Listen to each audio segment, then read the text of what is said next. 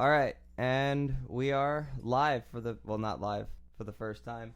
We are recording for the first time. I'm here with Austin Robinson. Hello. This is my first podcast with Platinum Star Entertainment. How you doing, man? I'm pretty good. I'm sweating, and your dog is licking my shoes now. She's a but licker. That's cool. We left her on the bed the other day, and there must have been like an inch of water left on my pillow just because she just sits there and just licks. Ew. Yeah, That's foul. It's terrible. Ew. It was terrible. I'd It's be really pretty upset. right there. So right there, I'm going to give you. Is this an official licensed merchandise sticker? Yes, it is officially licensed. I'm glad that you're the first person I'm talking to because Austin actually did the picture that anybody watching this on YouTube is looking at right now. Gang. Yeah. I'm really glad. I'm really happy with how it turned out. Honestly, it looks great. Thank you. It was actually a struggle to make. Like, it took me a while to accept that, okay, you can do this, because it's not my normal style. Mm-hmm. So I sketched out a ton, and I was crumpling up so many pieces of paper and getting really mad at myself. And then one day I was like, F it, I'm just gonna do. Can I curse on here? Yeah, go. All right, go cool. I was ahead. like, yeah, Curse. fuck it, I'm just whatever, I'm just gonna get it done. I was so mad, so I was like, you wanted I think 7 different portions. Yeah. So I was like, I'm gonna do fucking 3 a day, and then the last day I'll just clean it all up, and then it'll be fine. I felt so bad because when people are like, I want really specific work, and I feel like I'm exactly what every artist doesn't want. I prefer that to someone going, make whatever you want, because this has happened before. I've done cover art for somebody that was like, I just want something along these lines, and then I make up a whole thing, and they're like, actually, I know I didn't give you anything specific now, but I have the exact thing that I want, and it's not this, and it's not even close to this, so just redo a whole image. Yeah, see that's that fucking annoying. That's how you end up doing the same work twice.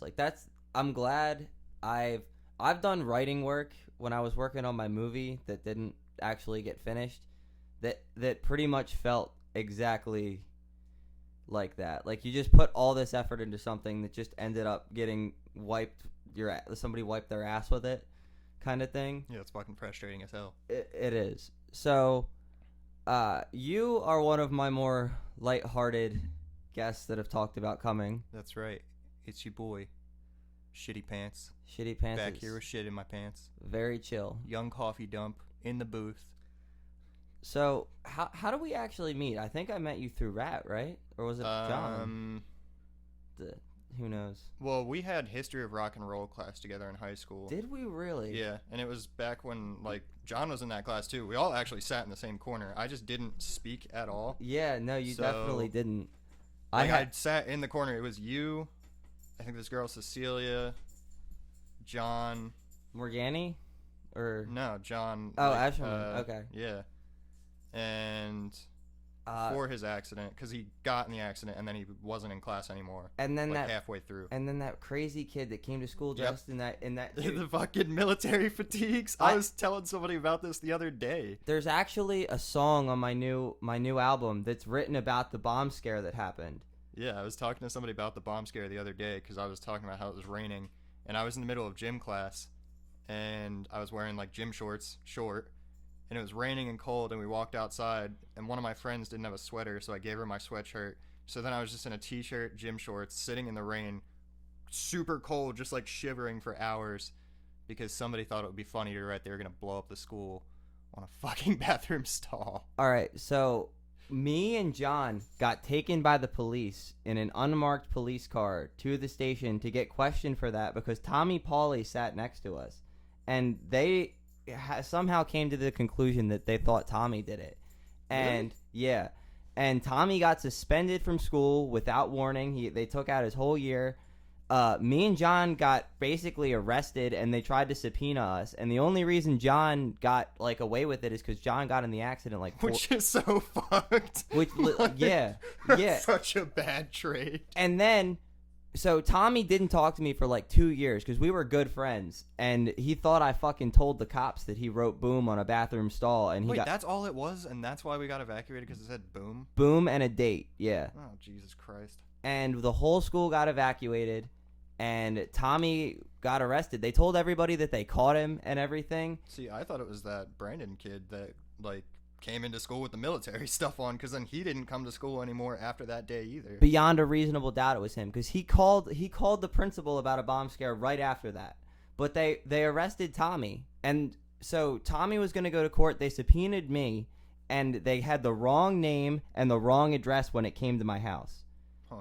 And then 2 days before the court case, Shalleck dropped the whole thing because they destroyed the footage of Tommy walking into the bathroom in the first place. So they actually didn't even have proof he did anything. Interesting. And yeah, because that kid never came back to school after that day either. Nope. So I thought it was for sure him, because he came in like the full camo gear and combat boots. That kid. I was way too nonchalant in high school, because now that I think about it, when I saw him, I was just like, like, I didn't say a word. I was just like, Because Yeah. he was on my bus too. Like, Looking back, I don't know how that wasn't just the biggest red flag in the entire world. for real. Like, Yeah, honestly. I have no idea. And he got into a fist fight in class too. Yeah, like a week before, and he got beat up, and I was standing right there watching it happen, just going, he had it coming. Yeah, exactly. He had it coming. Dude, that kid looked me in the eyes and told me women shouldn't have rights.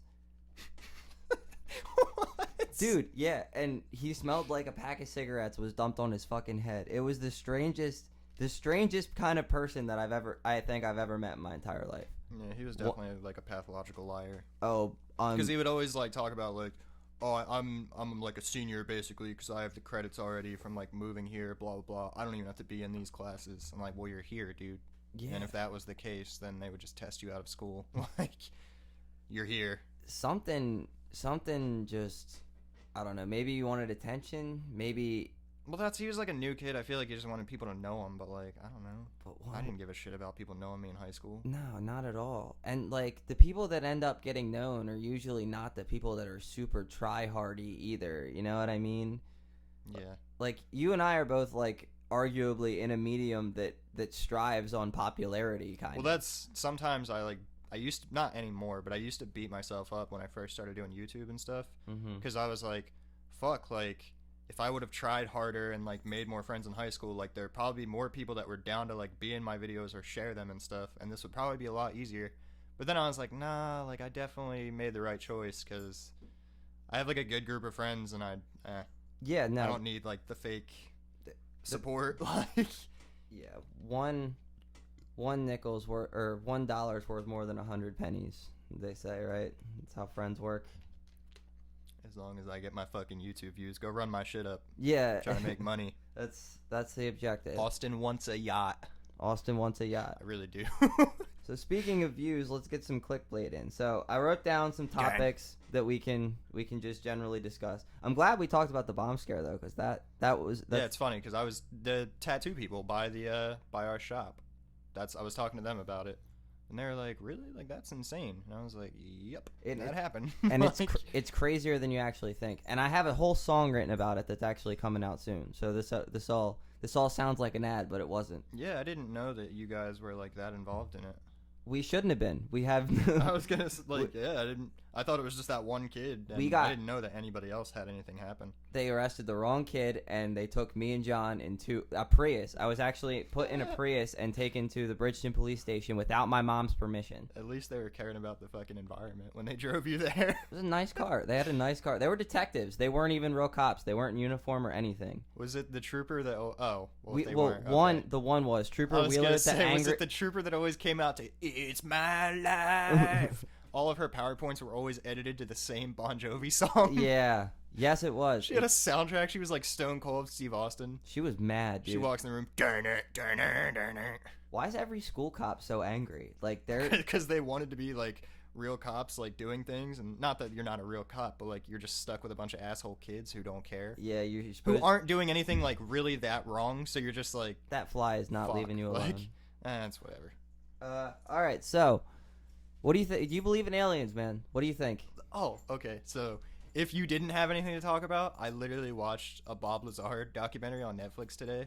So I was going to try and talk about like aliens and UFOs and stuff. Yeah, I believe in aliens. Like, I don't know. I feel like somebody would have to argue with me pretty hard to be like, aliens aren't real. Like, the idea that we would be the only living thing, like, living, like, humanoid type thing in the universe is fucking retarded. Even Like, even if it's cellular intelligence, exactly. you know what Because I get there's, like, bacterias and stuff, but, like, come on. Like, what? We're just the one in a billion chance thing that, like, yeah, we're smart. Like life just like Earth is the only thing that creates Yeah, life. Like it's only this planet. The There's idea something that we would be, like, the smartest thing in the entire universe, and even if we say we're, like, at the top, like, that we're the only ones at the top is fucking dumb.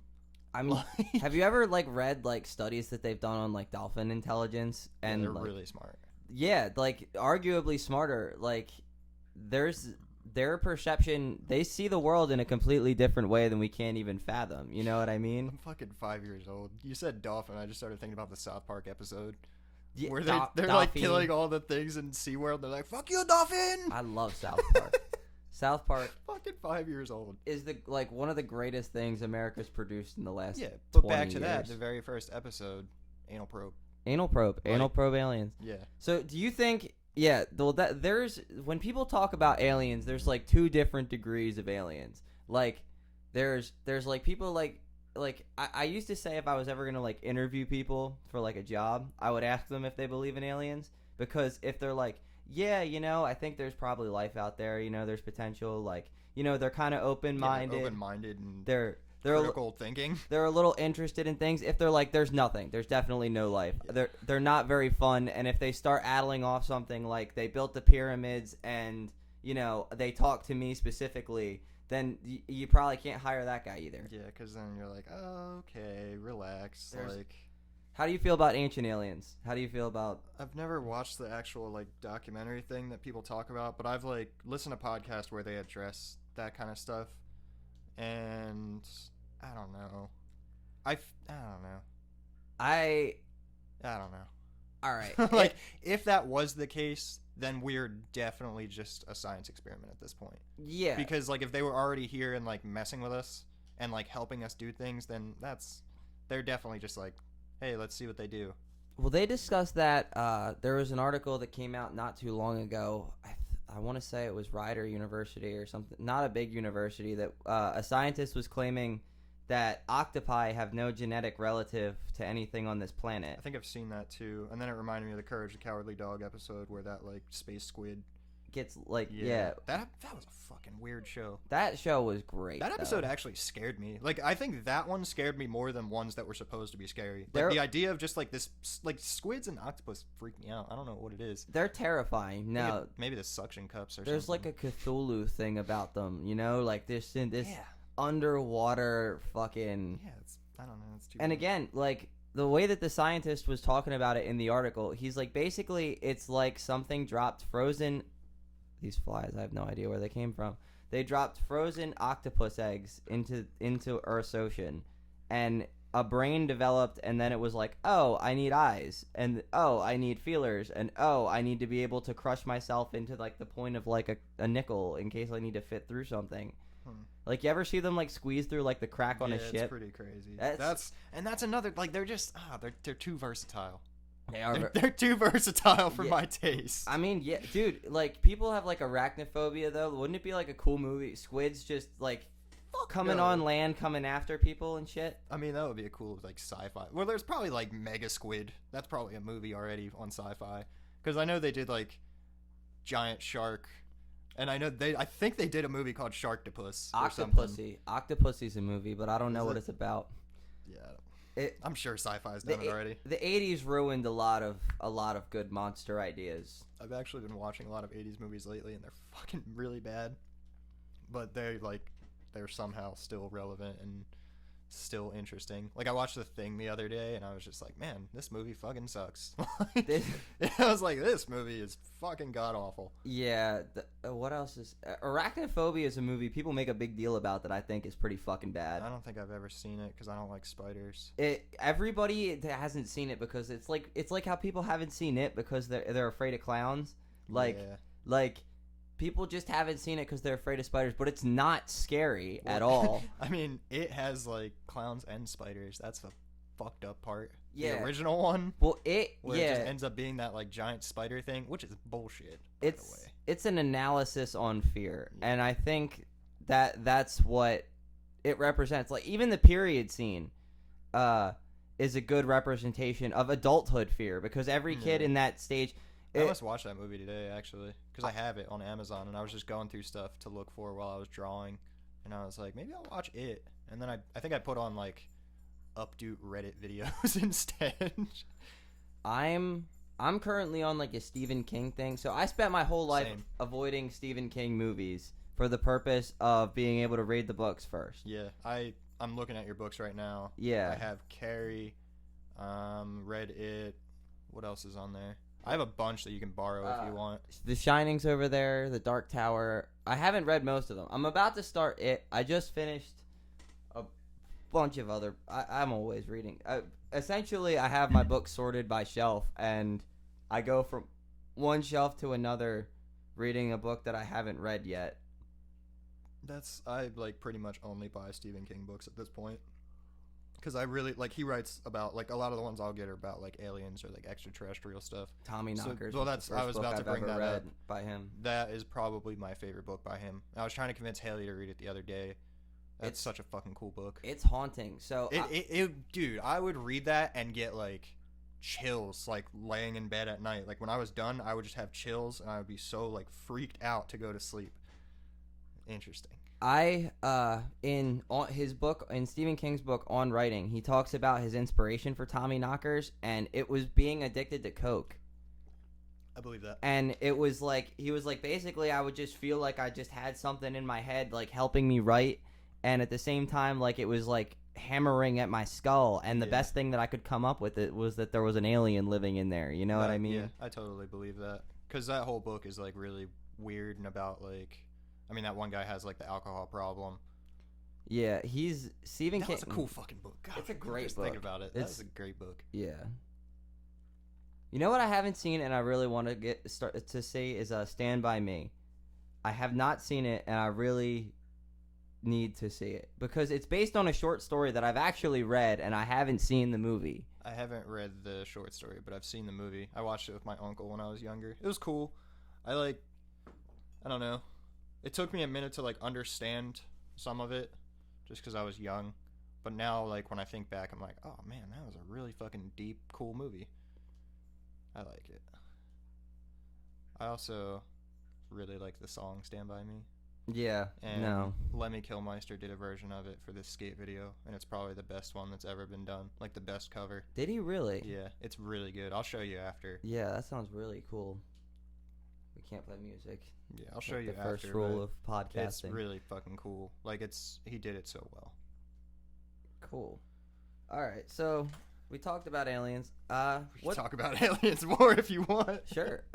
We can talk about aliens. Have you watched the Bob Lazar thing? No, I haven't. Are you familiar with who that is? No. Okay, so fill me in. Okay, so allegedly, he was a scientist that worked around. Like, I don't know if he directly worked in Area 51, but he worked somewhere where they had, allegedly, a UFO, and he was brought in to kind of, like, reverse engineer it, take it apart, study it, and he was just talking about all the stuff that they, like, found as part of it, and then after he kind of came out in the 70s, like, hey, the government has this shit, all these people did all this stuff to try and disprove him, and they were like, he never went to the schools, the places he did, blah, blah, blah, like, he was never an employee here, all this stuff, and, like, the records are gone, but then there's, like, people that are like, yeah, I literally worked with him there, or like, yeah, he went to that school, like, I would drop him off every day at that school, or like, I had classes with him.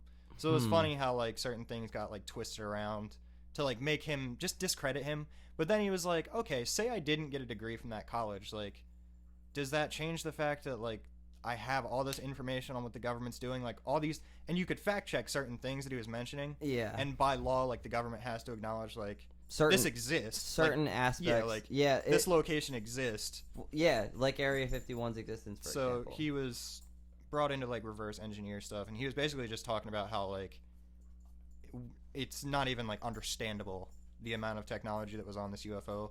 Like, there was, like, just a full-on, like, you would go to touch something and your hand would just be pushed back like it was a magnet. So it was, like, they understood, like, force fields and stuff. It was just interesting. I don't necessarily like fully believe either side of like everything he says is true and everything the like people that discredit him say is true. Like I just kind of I'm in between with certain things where I definitely think like yeah, they're advanced. But he brought up this really cool point where he was like, if I built a time machine and brought like some sort of like fucking nuclear engine or something like power plant type energy back to like the 1700s, they would try and study it, but it would kill them like immediately. Yeah. And then the people that come into the room to like check what happened to the people, they would die immediately. And then people just assume like, oh, this is haunted or something, and then they try to ignore it and disprove it and be like, nope, doesn't exist because it's so like far-fetched and out of their reach, like knowledge-wise. So that was interesting. Yeah, that's a very interesting topic in itself. The whole concept of what's real and versus what is the current accepted story. You know what I mean? Because there's definitely the truth. There's definitely one person's opinion of the truth, and then there's definitely the public opinion of the truth. And it's rare when all these things are the same. Yeah, it's rare when they link up. Well, there's always I think a kernel of truth in even the craziest lies. Like, well, I mean, I could pull something out of my ass right now, sure, but for the most part, a lot of people like I read a lot of conspiracy theories. I spend a lot of time on stupid. Over the winter, I did. Like, I was just bored. People like will come up to me about a specific conspiracy theory, and I'll talk to them about the guy that came up with that conspiracy theory and like his other opinions on other shit. And now with UFOs, though, part of me thinks that some of them have to be like foreign intelligence, foreign like Russian, for example. Sure. Well, I forget who it was, but Joe Rogan interviewed them, and they were basically saying that their source that they got all their information from, but they could never name the source, and that's again where I'm just like, fuck off. Well, all right, I'm working on a book right now, and I did talk to some pretty interesting people who are studying psychedelic mushrooms, actually. And they're not allowed to talk about their research because they work for universities and the research isn't published yet. So they actually told me stuff that I can like kind of say and kind of not say. And yeah. And you're right. When I used to read books and they would be like, "Oh, I can't disclose this source," I would be like, "Bullshit!" Right there. Fuck off. Like bullshit right there. But now, especially when it comes to like the psychedelic topic, because a lot of these people are career psychologists. Yeah, and you don't want to like burn bridges with those people by just being like, "This is how I found this out," because then that could like ruin future knowledge that you could gain. And they're worried about their own careers. Like exactly. He literally was doing a lecture and he asked everybody in the room to turn off their cameras just in case, like, because he was about to bring up something that may or may not he really be supposed to talk to. Yeah, and. I mean, this stuff is going to come out eventually. It's not like this is like super top secret fucking UFO information, but it does give the same concept, and the truth does seem to come out. Like, what's a good conspiracy theory? Well, this one was that the thing they found in Roswell was from the Russians. Okay. It was a Russian like spy thing, and basically they had stuffed these little like they were doing like experiments on children, like child experiments. Mm-hmm. And they had put these little things in there to make America think that aliens were coming after them, but really it was the Russians. And then that sounds accurate. The story is sounds Russian. Once we found it, we started trying to do the same thing where we were experimenting on kids in Area 51. Project Minotaur, right? Something like that. But like where kids were born with like, if you want to look it up, people. Like mental deficiencies or like they're born physically disabled, like basically the government would take them and like experiment on them, which I believe that behind the scenes that could definitely be happening. I totally beyond a reasonable doubt the government has done well, I mean MK Ultra is like that was a thing. like, Project Minotaur is a confirmed thing. They used there's no all right, so whenever you get information about stuff like this, it's always redacted. So the Project Minotaur stuff is really redacted. Well, I'm not even familiar with that. It's the conspiracy theory that Stranger Things is based on. They took orphan children, and the idea was to have them be engaged in different kinds of mental tests to. See, I thought that's what MK Ultra was. Or was that the LSD where they were like dosing people? Yeah, MK Ultra is the LSD experiments. Okay. The Minotaur. That's what they did to the mom in Stranger Things. Yeah, well, it's a combination of both of them, and it's also a combination of something that I kind of believe. It's that the aliens are like interdimensional, not necessarily space, and that we just can't tangibly detect them on our physical plane. I started thinking about fucking different dimensions the other day. And then I started freaking myself out about walking through doorways because I was like, what if every time you walk through a doorway, you're just switching back and forth? Because you know the whole like string theory thing where like they say that like we basically went off into like a different multiverse in like 2016 or some shit. Like that's when everything got strange. Or like some recent year where I was just like, bullshit. And then there's certain things where I'm like, man, things do get lost sometimes. Like, what if we are just switching back and forth? So what if there's the potential that it's infinite? If there's infinite planes of reality, like a fractal pattern, for example, if reality breaks off in the form of fractals, it would break off like choices in a video game. Like, have you ever seen the Bandersnatch episode of Black Mirror? Me and my best friend were talking about that last night because we were talking about how like that like changed TV for us because we were just like, this is so cool and this is like the coolest concept. It's very interactive. Yeah, but and it's like the same as those Goosebumps books that I used to read when I was a kid. Yeah, the choose your own ending books. Yeah. And so the plot of that Black Mirror thing, it takes on this premise, and it does it with the bar, the choice thing, and it looks like a rune too when he's drawing it all over the stuff. I thought that was really, really clever. And the way that it's also both it's the Netflix user, and it's the demon, and it's the LSD, and it's all... Yeah, there's just so many different things. And that's like, me and my girlfriend sat there and tried to get every single, like... We tried to explore every route you could. And it's about your interpretation. It's it's a story about the way stories choose endings. And what we expect when we choose an ending.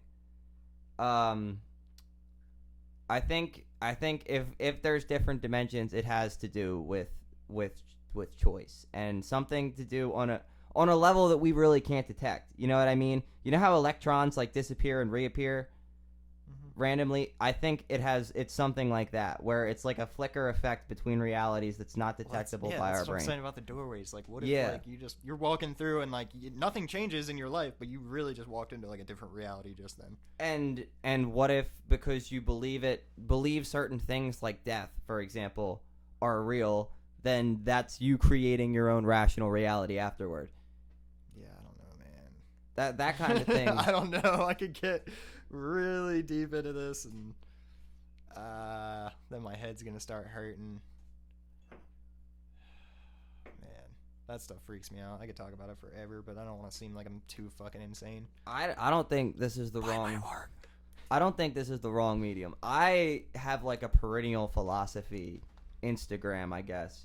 If you'll see me arguing with I've looked various yeah I've looked various people. There's certain people that are super close-minded, and I'm like, why are they following his page? I know. And what the fuck? like, This is this kind of page. Like, once in a while, I'll get like a super religious person. Actually, the weirdest one was a Buddhist guy that really he claimed to be super Buddhist, and he hated me. Like, he thought that I was like trying to destroy Buddhism by talking about philosophy on the internet. Like, he attacked Alex Gray because I had a picture of Alex Gray on my page. Like, he basically told me that I'll never be woke because I've taken acid. And again, like, what page are you on? Like, this is like a page dedicated to psychedelic philosophy and art and like, I don't know, weird, like... Well, I have a hard time believing in like anything like fully.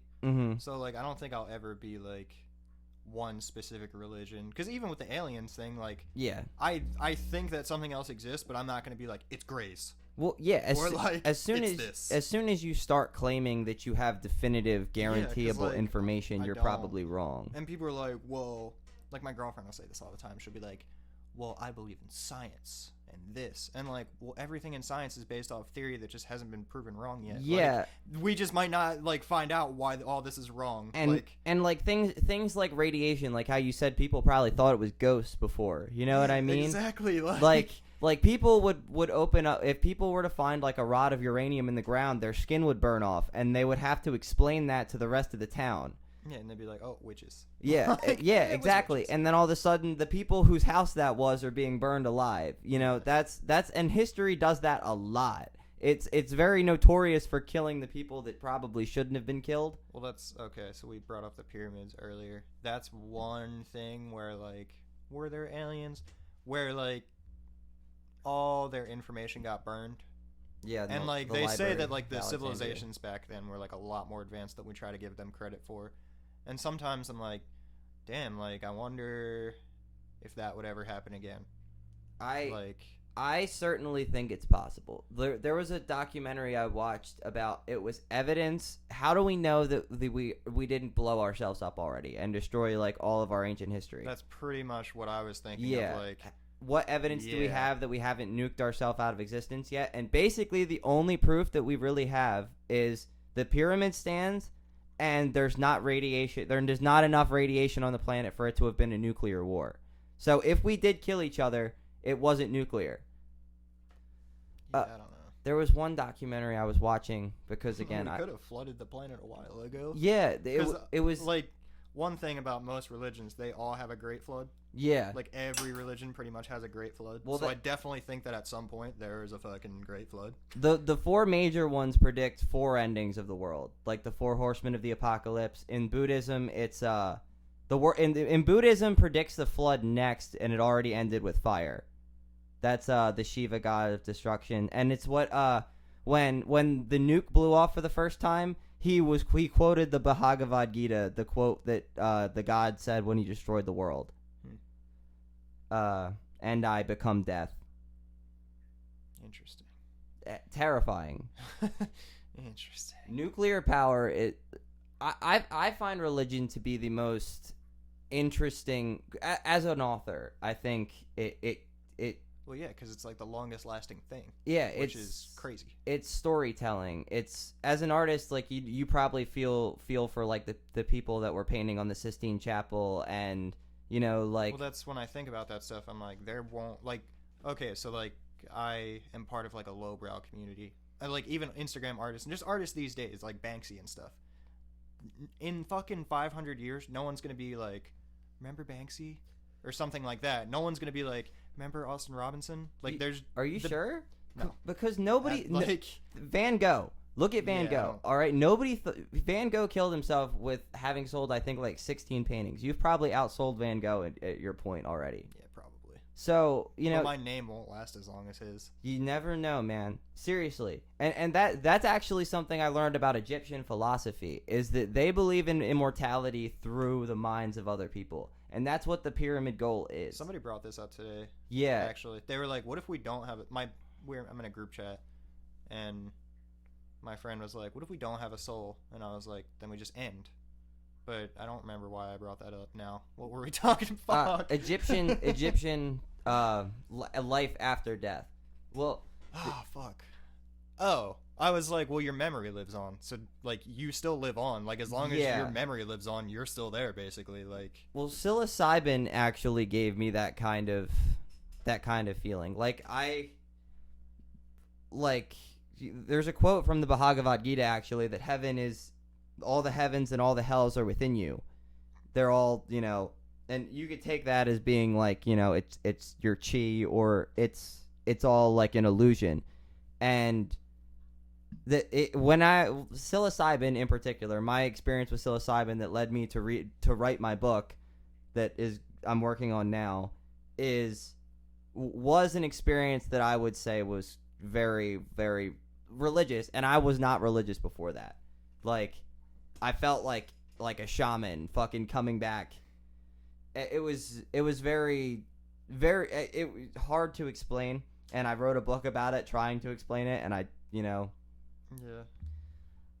I had like an exact opposite thing when I took mushrooms. I just watched cat videos and stared at the stars, and I felt cool after that, but I didn't have any like deep like journeys or anything. Like, it just made me feel better about the world. Yeah, that's about it. See, that's why I wrote the book, because I'd taken psilocybin a couple of times before this, and I'd never had any kind of like mystical type experience, is what science calls them. And the reason is because you have to induce it. It's set and setting are the most important things. And talking to clinical psychologists, I actually got into an argument with somebody on Facebook about this today for no reason. Is it's the set and setting. Like, you need to be in, like, if you go to like a ritual setting, for example, and again, it's something I'm not supposed to talk about, but they're working on finding the best kind of ritual setting. Well, I was gonna say, they're able to do like research and stuff in Colorado now that it's legalized for medical purposes. So I'm sure we'll see a lot more of that stuff and a lot more developments in that. And Johns Hopkins too.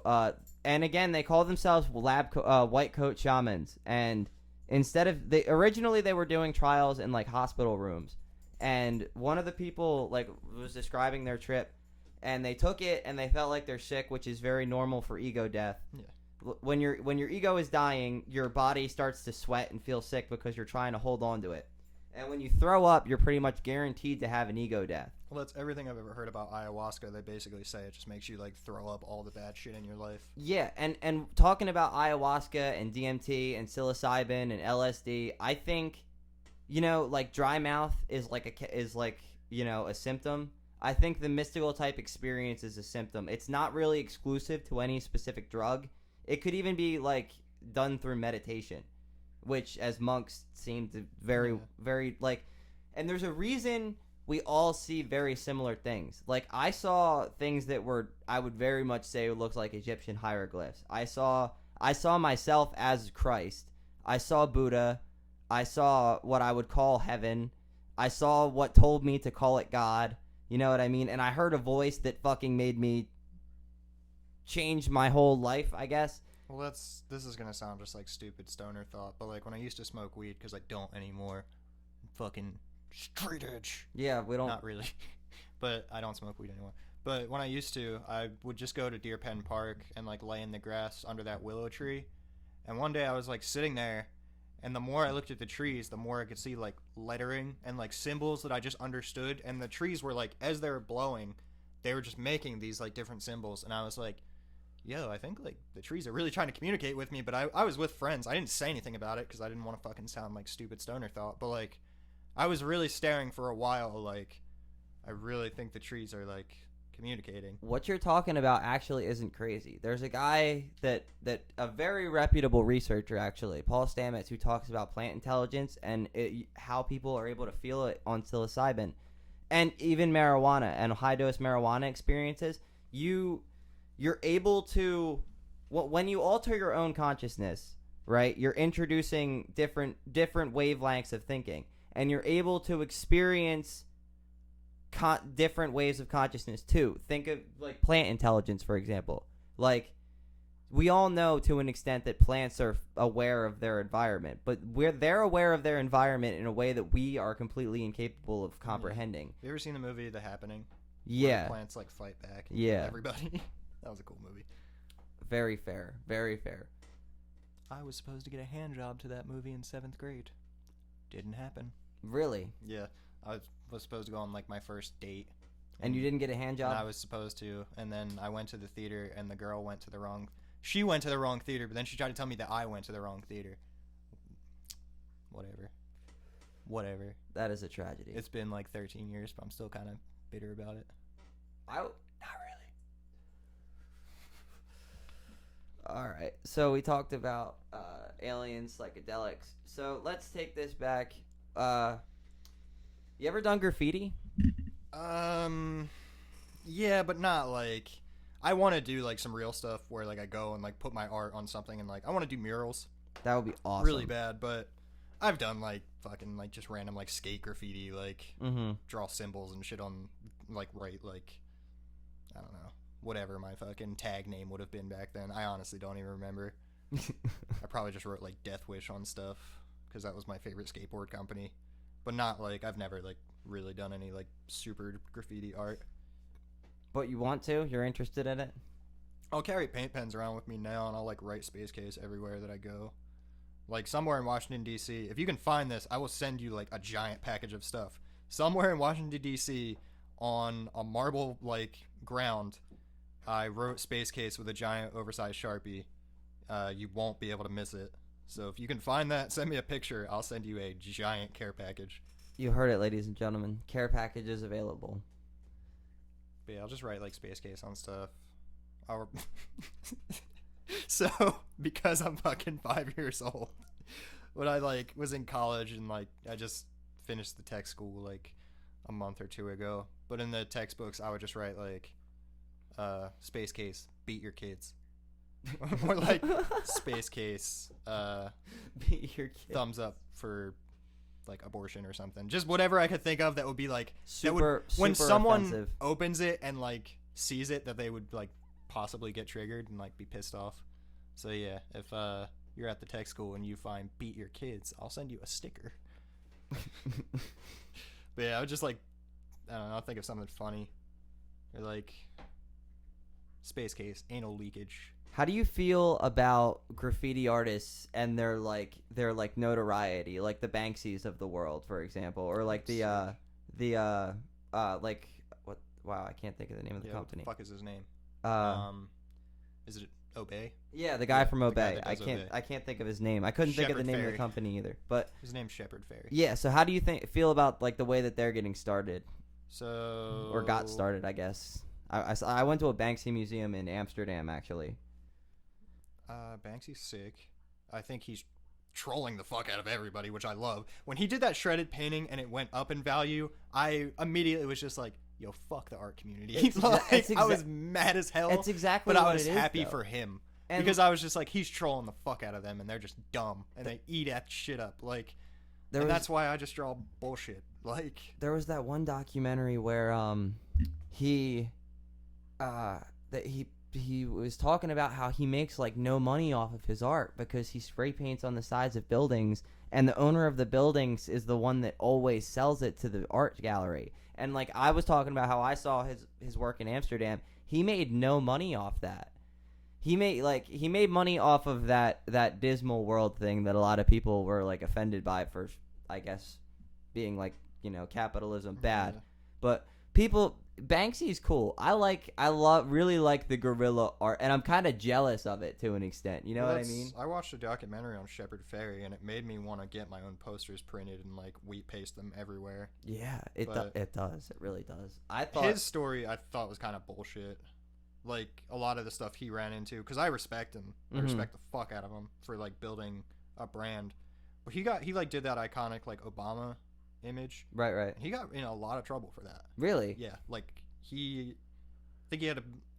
lost all the money that he made from it, and I want to say he maybe went. I don't know if he specifically went to jail for that, but he ended up in jail for like a little bit and was like getting sued by this like. I think it was the Wall Street Journal or something, because they said they owned the photo that he used as a reference. Yeah. And it was just such a fucking kick in the nuts for fair use stuff. I was watching an interview with some political guy on YouTube that was talking about fair use tattoos in games. And how like if I got something, I shared it on my Facebook. Yeah, I did see that. I watched. How do you feel about that? Like dude, oh my god. Okay, if someone was gonna get my art tattooed, that's a fucking honor to me. Yeah, that's permanent promotion for the rest of my life. Mm-hmm. So all right, it'd be one thing if there was a tattoo artist that was going on my Instagram page and then like screenshotting my art and then putting it out there. Hey, I'm down to tattoo this image that I just came up with. Like, if someone was claiming my stuff as their own, which that's happened before, and that's different. I'll fucking kill you. That's different, though. Like, Alex Gray, who is like my paragon when it comes to visual artists, I guess. He really he's got a thing on his website where it's like, if you're gonna get my work tattooed on you, make sure you get a good artist, make sure you take a picture and send it to me, and make sure you don't change the colors, and that's it. That's all he's really asking for, and. You know, just get there. Yeah, like, send me a picture so I can repost that shit and be like, holy fuck. And he does. He does it all the time. Yeah. Yeah, I don't like but I've seen like I used to really respect this artist, and like I looked up to his art style. Our styles are not the same anymore. I liked him more when I was like a sad, depressed kid because he made like sad, depressed art. You grew up, yeah. But he was so against people getting his work tattooed, and then one day he just took all of his art down, and he was like, "I'm sick of being taken advantage of. People are just like tattooing my art. They DM me all the time asking me. It's so offensive that they would even ask. Maybe I want to be a tattoo artist in the future, and blah blah blah. You're just asking to get work done that's not by me." And like, so because you have a thought that you might do something, everyone should magically know that, and then fuck you. Like even if you have like, even if you're a professional tattoo artist and you do professional tattoos, like, it's not like people don't find that image on the internet and take it to their tattoo artist and ask for a version of the same thing. You know what I mean? Exactly. Like, I don't know. They're fucking cunts. A huge point of like thing of the tattoo world, especially, is recreating images. A lot of it, like how much of tattoo work for the longest time was only old school Sailor Jerry Flash, like, and that's fine. And that some people really like that, and it does things like get people like the original artist who I don't even know who that is, but it does things for like that iconic mom with the banner and everything. You know, that's Americana. You know, it transcends beyond the artist. It becomes a style. To me, that should be the goal of artists. And when artists,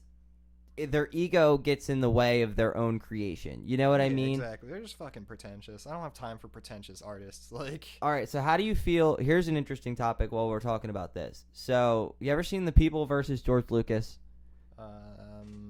No, but I probably understand the storyline, basically. Yeah, it's a bunch of Star Wars people that are offended by things that George Lucas has done with his art. Yeah. So, all right, so let's say he releases Star Wars, and then years later he destroys all the original footage, and re-releases it, edited and everything like that, and refuses to release the original package. Does the art belong to the public, or does it belong to George Lucas? I think it belonged to him until he put it out, and then once it put it out there in the world, it's fucking for everybody. So once it's in the public domain, it belongs to the public. Yeah, once you make the choice to release it, you fucking release that. You don't. It's like when people were like, say like fucking H&M when they did that. Was it H&M? Who did the Coolest Monkey in the Jungle thing?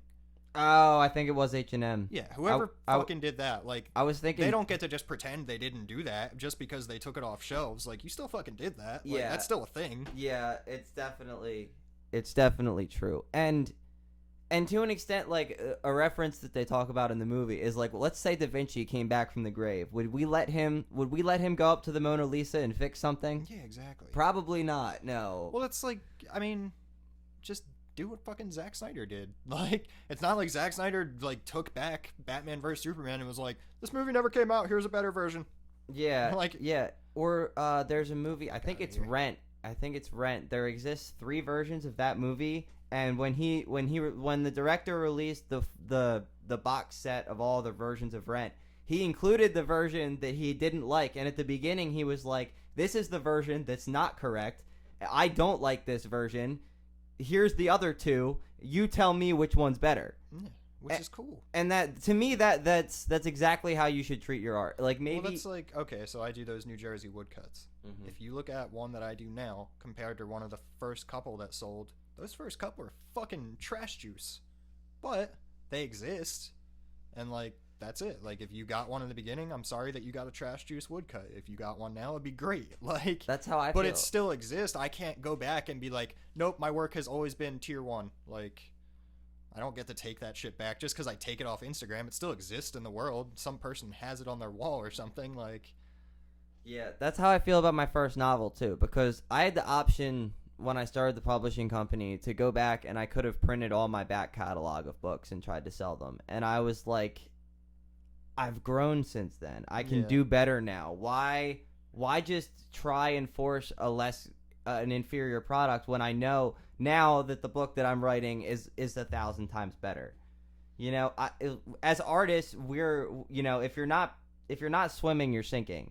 As an artist, if you're not progressing, you're getting worse. Well, I don't know. I just feel like in his specific case, like, people do remakes of movies all the time now. So like, but they don't destroy the original version. The way you just like were kind of like, nope, this is it. Yeah. And they try to like deny that like Han shot first or something. Yeah, that's the kind of thing that they're bothered by. Like, don't deny it. Like, own up to it and be like, yeah, you know what? We just didn't like it. That's not what we wanted. We wanted him to be like. In the rewrite, I'd wanted Greedo to shoot first, but exactly. In the original version, that's what it happened. Acknowledge. Don't fucking. Because it'd be one thing if you were gonna re-release all your old books, but then you went in and like changed everything about them and then released them and were like, it's still the same book. Yeah, exactly. And if someone was like, but I remember like this, and you're like, nope, fuck you. Yeah, you're wrong. Yeah, that's not what happened. I changed the plot. Yeah, it's a weird thing with art and public domain right now. Art and public domain are in a very strange place, and I blame the Disney Corporation for a lot of it. But yeah, and see, it's like I'm gonna come off as like fucking, I don't know, an asshole is the best way. No, not even pretentious. Like a hypocrite. There we go. That's the word I was looking for. Because like we don't like hypocrites. The other day, you know that American AF like Facebook page and Instagram page. Yeah. Okay. So they stole this guy's art that I follow. And reposted it as their own. They put their own fucking tag on there. That's fucked up. And then he found it and he like put it out there on his story like, yo, everybody go like comment and make it known that this is my shit and they're stealing it. So eventually they like went back in and were like, credit to blah. Yeah. But like you still initially put it out there as your own stuff, and then all these people are like, print t-shirts, do this, and they're like, okay. Yeah. Or like you just fucking found something on the internet and like tried to say it was your that's own. criminal. Now you're gonna go make money from it? Like, fuck off. I've shared memes that have had people's art in them, and people have messaged me and been like, hey, this is mine. Like, and I felt so bad when that happened. Again, I didn't even think of it until it happened initially because I was just, Well, you know the Fox meme where it's like sitting on the fucking bench. Okay, yeah. So the girl that made that, she had sold that thing like multiple times. Mm-hmm. So then when it became a meme, she was all annoyed that she wasn't getting credit. Like, well, you sold it a long time ago. Yeah, well, like, that's different. Exactly. And she finally like bought it back through like all this stuff, but she was like upset that it became a meme and she didn't like blow up with the meme. And like, well, and that's, oh well, like, that's part of the problem. And a lot of people like that, they're worried about that they can't do it again. And if you're a talented photographer, a talented writer, a talented artist, you're not so worried about somebody sharing your one thing because you know you can do it again. You know, like I was reading about Tekashi 6ix9ine. You know, welcome to jail. 10 for 10 on the Billboard. Yeah, exactly. But he made most of his money off of monetized video. Most of his income was coming from monetized videos that were playing him because every time he would post a YouTube video, he would put his song on in the background. So anybody that ever reposted a video, no matter what he said on it, was monetizing something that he was doing. And he's an idiot, but that's genius. Yeah, a lot of the rappers are way smarter than they appear. Like, Lil Pump is actually really fucking smart. I think that kid knows how to fucking market himself and make money. He's signed to Columbia Records. Fucking kid knows how to make money. He lost a lot of money on his new album, though. There's a video on YouTube by a really good guy that does YouTube hip hop analysis. It's about why the Lil Pump experiment failed. He had to like buy himself out of a contract, didn't he? Yeah, and now his last song did I think 100,000 pre-sales, which is like fucking terrible for a Billboard selling artist. But we're getting into the art industry now. What we're talking about? Not being able to do it again. Yeah, and, okay. Fear of that. Yeah. So in June of 2017, one of my YouTube videos started going viral. I actually started making money, but I was so deep into like this like deep suicidal depression thing that I couldn't get myself to be on camera. Like I didn't want to look at myself on camera. So like while my channel was like blowing up out of nowhere, I wasn't putting out any new videos for like 3 months. Mm-hmm. So I was just, and then once I was good again, at first I was like, fuck, like I missed my chance. Like I blew it by not taking advantage of people's eyes being on it, and I missed my chance. And I was kind of like beating myself up, and I was like, well, what's the point even like putting all this work in and making these videos? And then eventually I was like, fuck that. Like I'll just make another thing and get eyes back on me. Like whatever. I feel that. I feel the same exact way. You as an artist, you can lose. You know, not everything is going to be your David. You know what I mean? Not everything is your Sistine Chapel. And when it's not, you pick yourself up, you dust yourself off, you do it again. Every artist that I'm a fan of has had things that aren't particularly the best selling. Yeah, I mean, for example, I'm doing those 50 states. I can tell you right now, the one I'm posting tomorrow, I'm not a huge fan of because I experimented with it and I made it way different than all the others. And it's not my favorite, but I'm still going to put it out there and whatever. I'm still just going to move on, and I got to experiment with that. So now I can like take that extra little like change that I did and adjust it in future art.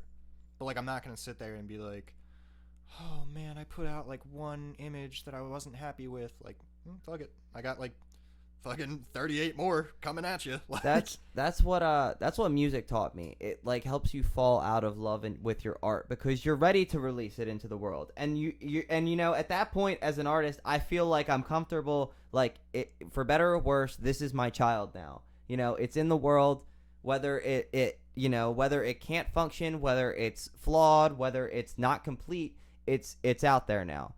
And as an artist, a lot of people, and a lot of people's problem, especially people that don't put out a lot of work, is they dwell. They baby it. Yeah. They act like every time they touch paper, it has to be God doing it. Like, no, I can be straight up honest with you. The minute I put a video out, I don't think about it anymore. I think about what's next. And the only time I'll ever think about it is if when I log in, there's a comment, because I respond to comments and stuff. And same thing with the art I put out there. Like, I put out a state earlier today. I didn't think about it until I got the Etsy notification that it sold, because I was already like, all right, I'm on to the next one. But then like once it sold, I was like, oh, okay, that one must have been good enough. Like, but I didn't care if it wasn't good enough. Like if it didn't sell, I was still on to the next thing already. As an artist, you have to keep moving forward. I think. Like I don't know. There's nothing I want to dwell on. Like that doesn't get anything done. Nothing happens being stagnant. Like, no, you absolutely can't wait not. for something to come to you. You got to fucking go out there and work for your own opportunities. Like, absolutely. Having opportunities. I heard a quote yesterday. It was luck is 50% practice, 50% opportunity, something like that. And that's really what it is. Like and you could take my movie, which failed, and I learned a lot from that. Though I wrote a script that I was like, wow, I really think I would like to write a movie. And it sat in a drawer for God knows how long. And then one person who I was friends with in school just hit me up and was like, hey, I think I know someone that could direct your movie. And then I met a director, and one thing led to another, and we self-financed a movie that almost got finished. Well, Haley and I were doing a short film that's how we like first started hanging out. Because she was into like special effects makeup, and Haley's Austin's girlfriend for listeners. Sorry if we've gotten too deep and forgot to explain things. Whatever. Stay the fuck out of her DMs. Get woke. I'll beat that ass. Austin's huge, yeah. Fucking buff as fuck. I'm a fucking general. Scary.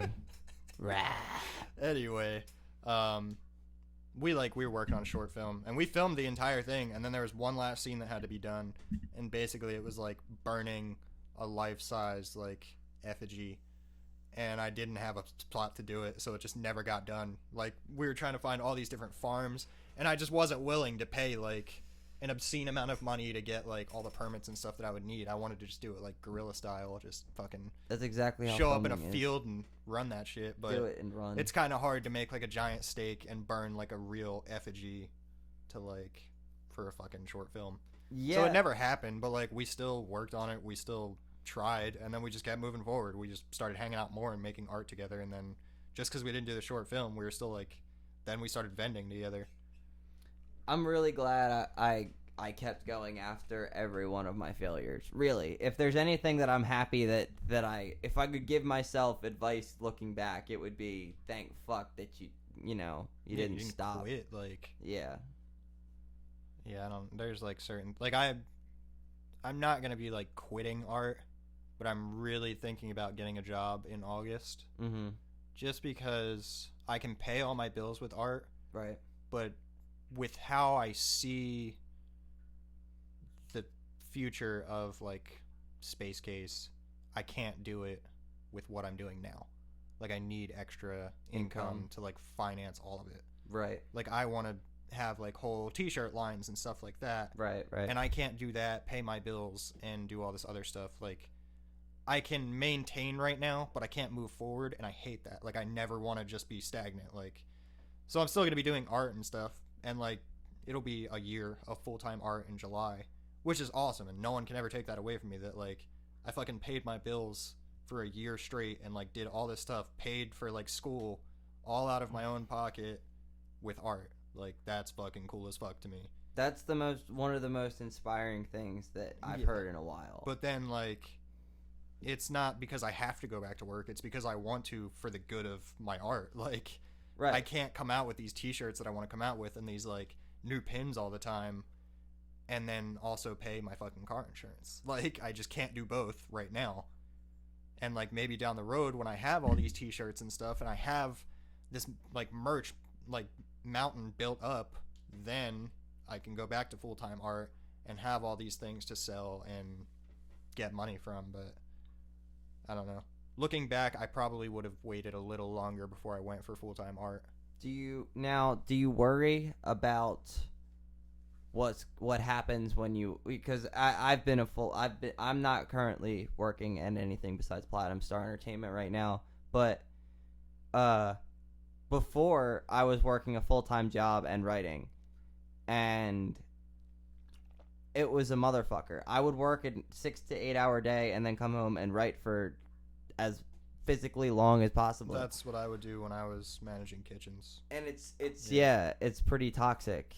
Yeah, it's horrible. And then when I started making more money online, like getting all these Etsy notifications that's while the fucking why I quit too. kitchen is like falling apart, it was just like, yeah, I could be making more money on my own if I could focus more time into this.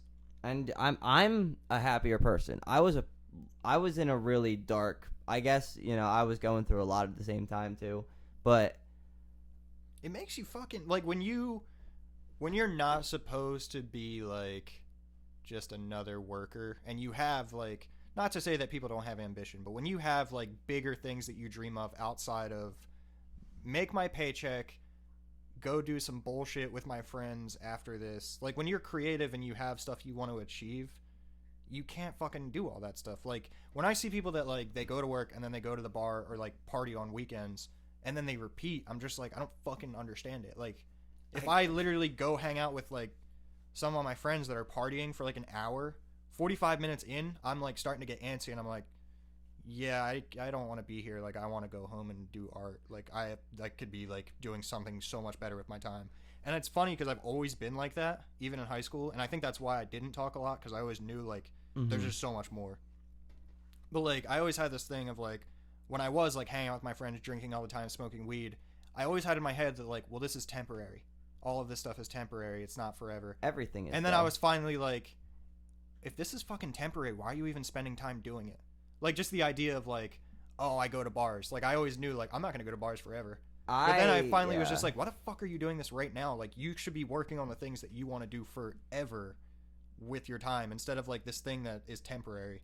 So now, like, I pretty much just spend time on things that strictly feel like, oh, this isn't temporary. Like, this is fucking me. Like, this is what Austin will leave behind, and this is who Austin is. It's different. Fucking third person talking. It's definitely different, I think, for artists, because we identify with our work. You know what I mean? We're like proud workaholics. You know, when you picture a workaholic, you picture like a CEO in an office that doesn't talk to his family. But like you and I, we like have like 8-hour days where we didn't talk to anybody. We didn't really eat much. We didn't really communicate, and we wanted to play a video game, or we wanted to do something stupid. Like, I haven't even opened Kingdom Hearts 3 yet. Well, dude, I was going to bring it up. Like, there's video games I want to play, but then when I try to justify, like, spending more than a half hour in, I go, oh, fuck. I shouldn't be doing this. You are preaching to the choir. Yeah, like, I probably should just, like, turn this off and get back to work. And it used to be where I would think like that, and then I'd be like, no, like, you should learn to, like, enjoy yourself. But, like, I genuinely enjoy myself doing art. So, like, I like that more than I like this. And I justify it by, like, oh, well, I'm watching TV. So, for me, TV, like, I don't watch TV like a normal person. Other people relax and watch TV. I don't relax and watch TV. I analyze, and I I have 100 different things that I feel about these characters, and I watch everything that I watch at least 3 times, and that's pathetic. But I do it for the artistic purpose. The first time is like discovery, the second time is what the writer was doing, and the third time is like reiterating it. And what I'm doing now is I'm writing essays about it because my life wasn't sad enough. Like I keep inventing more work for myself. Yeah, but like, and I love it. You're smart, so you'll be able to monetize that. Like, and that's another thing. Like, everything in my life that I pretty much spend time on, I monetize. That's like, yeah, that's me now too. It's about creating different sources of income. Yeah, like my day-to-day life is pretty much like everything I do is in some way or form basically making me money. Like, and that's a good feeling. And it's scary because I live in constant fear. And Stephen King talks about it in that book that I mentioned earlier on writing. He's like, writers are only okay when they're in the middle of writing. When I just finished a book, a rough draft, 2 rough drafts, and I need to get back on editing, and I feel empty inside. You know what I mean? I feel like you're like fucking like, oh god, like I'm like, okay, so I've been doing this like 50 state project, and then I'm doing this giant, like, I think it's like 24 by 32 poster of like the whole United States afterwards. Holy and shit. I want to have that all done by July 4th. But my Holy fear... shit, July 4th. So what's that, 9 days? Yeah. So I did 8 so far today. Like, I did 8 drawings today already. And I'm going to go home and try to do at least 10 to 12 more. If I could get to 20 by the end of... Not the end of the night, because I'm going to fucking probably be up late. But, like, try to do, like, to 20 by tomorrow, and then knock out the rest of them. Then I can just, like, casually work on whatever, and then Sunday switch over to like poster mode. But at first I was kind of like, fuck, what's next?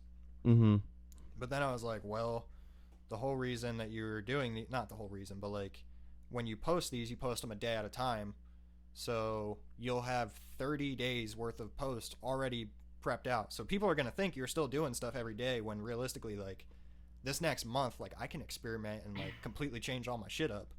Which I'm looking forward to, because I feel like somebody brought it up to me. They were like, I can see progress in your work. So now I'm like, all right, well, I want to go back and like redo some old stuff that I've done, and not George Lucas it. Straight up acknowledge, like, here's the shitty version. Here's what I'm doing now. A to B. Right, right. And I also, there's like some things I want to do. Like, I want to paint murals. So I'm going to like do like a little sample mural in my closet and just like enjoy myself. I want to paint instruments. I want to paint a guitar. Like, just little things like that during this next month that are coming up that I can just like chill with and start experimenting on things, because I have the time. Right. And I started writing a cartoon over the weekend. I would love to. I've had a cartoon written for, God, I wrote it in Germany, the whole thing. It's 10 episodes. It's about a group of 3 friends, and they run out of weed, so they go to a park and they like accidentally cast a magic spell, and they summon a pot goblin. And the pot goblin gives them a bag of weed, and it gives them powers. But they only have superpowers while they're high. I'd watch that. And like, they want to be superheroes, but they're shitty teenagers. So it's like if you gave a bunch of selfish pricks superpowers. Yeah. Mine's gonna be about an ice cream shop, and it's gonna be 8 episodes. I have 6 of them written. That's it. Literally I brought Haley has strep throat right now. I brought her to get ice cream on Wednesday. And while she was getting ice cream, I was like, what if I opened an ice cream place called like Mr. Milkshake's like Magic Mountain or something, just so people would come up and like start calling me Mr. Milkshake, because I think it would be funny. And then I was like, well, how about instead of fucking devoting your entire life to ice cream, you just like make a cartoon, because you already know how to draw and like animate stuff, so maybe you just do that instead. And then I started like going through my head of like already ideas that I had for cartoon stuff, and they all fit into this idea, and I was like, oh, holy fuck, like this might work. And then I think Thursday night I started like sketching, and it really started to work. And then I wrote down like 1 idea for an episode, and then 6 more just like flew out, and I was like, oh fuck, like I got this. Like, see, I'm so jealous of people that are able to render their ideas into visual art, because I am fucking incapable. I used to be really bad at it. That's like somebody. So I'm doing an Instagram Q&A for my YouTube channel, and like it comes out Friday. But someone asked like, how did you get good at art so fast and get people to buy your stuff? And like, I didn't get good at art really fast. Like, I've been putting my art out there since like 2017, and if you go through my whole Instagram, like you'll see how my style like changes, and the more I did stuff, the better it got. Like, and people are like, they'll hit me up because I have like a video where I like talk about quitting my job to do art full time, and they're like, I want to do this, like blah blah blah. I just don't have time with like working a job and like doing art to like establish myself. And I was like, I worked fucking 13-hour days, and then I would come home and spend the last little bit of energy I had like I know, painting a rolling tray or like I don't like doing something. Like, you can't, if you want it, like you can't make an excuse for it. Like, yeah, I'm a pretty big. I wrote an essay. It's actually like a collection of 5 essays called "You Aren't a Fucking Artist," and it sounds funny. It's the whole premise of the whole premise of the essay is like, if I can convince you that you're not an artist, then you're not. Yeah. You know why I'm an artist? Because a bunch of people told me I was never going to be an author. And I went out of high school and I was like, I'm going to fucking rub their noses in it. I didn't even know you like wrote or anything. And then randomly, like when I started hanging out with Matt more, he was like, yeah, because I asked, I was like, how's Max doing? And he was like, oh, he like wrote like books and stuff. And I was like, holy shit, like I want to read his books. That sounds sick. Like, what the fuck? Yeah, when you write books, people like, they love hate you. They're like, 1 second they're like, wow, you know, like you wrote books, and then you comment something that they don't like, and they use the fact that you're like an author against you. Well, that's why I'm always like, when people ask for like art advice, I'm always like kind of hesitant to give it to them, because like I don't know your work ethic. So like, I could tell you what worked for me, and then you could be like, fuck you, Austin, you told me to do this and it didn't work. Absolutely. And like, well, I can't fucking do it for you. Like, there's a reason it's working for me. It's because I fucking, tonight I'm probably going to stay up until 1:32 in the morning, and then I'm going to force myself to get up between 6 and 7 a.m. every morning. Like, yeah, and I like I had a friend that I was like, you know, I was talking about meditation and like what I do for my like meditation ritual and shit, and he was like, that's just like placebo though, like that's just like a placebo effect. And I was like, yeah, but it works for me. You know what I mean? Like, this is what works for me. I'm not sitting here telling you to fucking do everything that I do, but it works for me. It's what gets me energized to do art. Today I had to drag my ass to the fucking tax people to figure out. It's terrible. My problem right now is I have nothing for sale yet. I'm working on getting everything for sale, and then me and my girlfriend are gonna combine the MRB Jewels stuff and my stuff together, so that we can have You're just gonna call it all Platinum Star, or it's probably just gonna be like Platinum Star selling stuff like for her more so. We'll link it back to her Instagram, I think. I'm not really sure. I'm open to experimenting with anything at this point. You know what I mean? Pretty soon I'm gonna be starting like a thing called Lowbrow Lounge, and it's gonna be like encompassing a bunch of different people. Like, it'll be like me, Haley, and then like a bunch of art friends that I've made through like the community, kind of just like selling stuff on one platform. And then I thought about turning it into a podcast, but all I like to talk about is fucking farting and poop, so I don't know if I could do all that. See, my problem with the podcast was I didn't know which general topic to discuss, because I'm all over the place. Like, I wanted to talk about like I said, like, you know, aliens and meditation and art and you know, my opinions about different religions, because I've read all these books, and I don't talk about them like from a religious perspective. I want to talk about them from like a writer's perspective. You know what I mean? Like, I have a lot of interesting people. There's actually a politician that expressed interest that wants to come on, which That'd is be sick. Well, there were a few that I was like, damn, I want to be there for that one. Like, I have fucking questions. There's some pretty interesting people that expressed it. A couple rappers, a couple. Well, I saw Abkar wanted to do one. Abkar is going to be a funny one. I haven't seen him since high school, so I was like, I wonder like what he's been up to, because I know he's like in the military and stuff. So like, I have so many questions about that, and then just like what he's been up to. Like, he's a great guy. Abkar's a funny ass dude. I'm excited for his. Even It was Rats. funny in high school. Well, And that's for his. I was like, I want to be there for that. And and like I have ideas of stuff that we could like, just little dumb things that are fucking tryable. You know what I mean?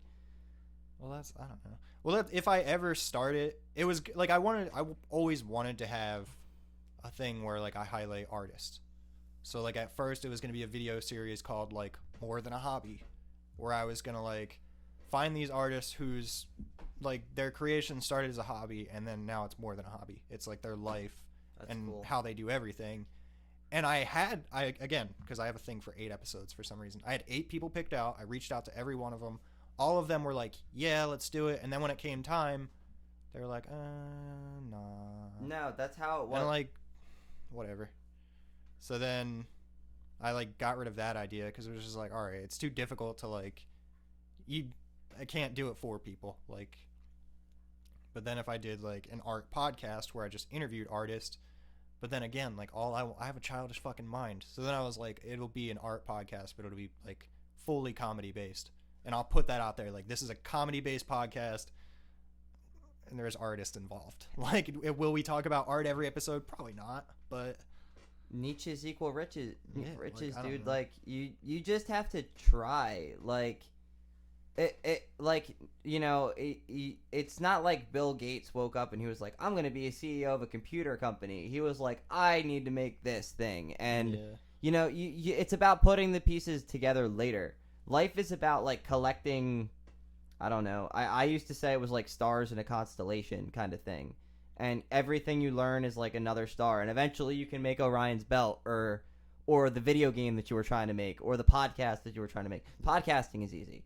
You just need microphones. But well, that's like I've done them in the like I've had different podcasts. You've before, experimented with a lot of art. I did like in your time. The happy hour episodes like a long time ago where we would just pick a topic each week and like vent all of our complaints about it. Which like those were funny and people enjoyed those. But it was like back when I was a really like negative dick depressed person. So there's a reason that those videos were happening. Yeah. Like I was just pissed off at everything in the world, so all I wanted to do was talk shit. Yeah. And then it got me in trouble because I like talked about this girl from Tinder, and then I tried to holler at her a few months later, and she was like, "Remember when you talked shit on me in that video?" And I didn't know that she knew, and I was like, "Oh shit! Oh god, I'm so sorry." I ended up like taking the video down because when I found out what I said, because I was like, I was a way different person then. Like I don't even know what I said, and I went back and looked, and I was fucking mortified. I was like, "I'm so sorry." She was like, yeah, well, I'm never talking to you. And I was like, that's understandable. But, like, just so you know, like, I took the video down because I'm not, like, comfortable with me, like, saying that stuff. Wow. But that's... She was vegan. I talked a lot of shit. See, okay. Now here's the thing. Shit. And you and I are at a safe spot now. But a lot of artists in the next, even the next rung up with a couple, 1,500 to 20,000 followers, they'll say one thing and they'll be held, like... eternally responsible for that. Yeah, have you seen the stuff I've been saying lately? No, I haven't. I threaten violence every post. If I went on my Instagram right now and just read you some of my like previous captions lately, my mom actually brought it up to me the other day. She's like, "Can you like stop threatening everybody?" And I was like, "No, like this is if you don't like it, unfollow me." Agreed. So I give like a random fact about the states when I post them. So I was like, "Hey there. Did you know that A Christmas Story was filmed in Ohio? Well, guess what? If you don't buy this original drawing, I'm gonna shoot your eye out." See, that's funny. See, I think that's a friendly kind of marketing. The first professional baseball game was played in Indiana in 1871, and if you don't buy this original drawing, I'm gonna break your legs with a baseball bat. And they're all just like that. Like they're all just like, I will beat the shit out of you if you don't buy this drawing. I mean, the internet is like a place where snark is worshipped right now. You know what I mean? Like. Dude. For real. That's my response to people that, that's like, why it's my time to shine. Sometimes when people comment something, like I'll post something like serious, like a quote from a philosopher or something, and somebody will comment something like bullshit, and I'll just I'm just replying like, what did you gain by this? Like, I'm just curious, what did you hope for me to do? Did you want me to respond negatively? Did you do this to hurt my feelings? Like, why did you post on this? I'm just curious because some people are posting like positive things. Some people have questions. Yeah, like if you're gonna like take the time to like have thoughts about it, like at least articulate your thoughts. Don't just be like, fuck you. Exactly. Like I don't know. Those are the people that bother me. When I've had religious people tell me I'm going to hell. That doesn't bother me very much. I've had moms tell me that I've said things that offend them. Oh, I get told that I'm a terrible person every day on my most famous YouTube video. It has 1.1 million views, and I get told that I'm an animal hater. Well, for what? Why? Because my chihuahua was eating in the background, so I look over and I'm like, Tyrone, shut up. Eat quieter. I edit the videos. I chose to put it in. Yeah. If you watch to the end of the video, my dog is on top of my table licking my face because I'm just like playing with him. And people are so fucking stupid that they're just like, you're an animal abuser, blah, blah, blah. You should kill yourself. Jesus. And I used to like... That's exactly how people are. It used to make me mad because I would just be like, did you even watch the full video? But now I just troll them. And I'm just like, I'm sorry.